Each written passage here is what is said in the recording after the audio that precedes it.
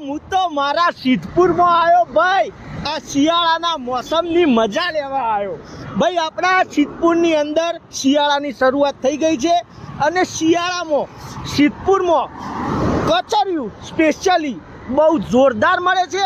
એ specially હું ખાવા માટે આવ્યો છું અને એના સિવાય બી બીજી ઘણી બધી આઈટમો જે શિયાળામાં ખવાતી હોય એ ખાવા માટે આવ્યો।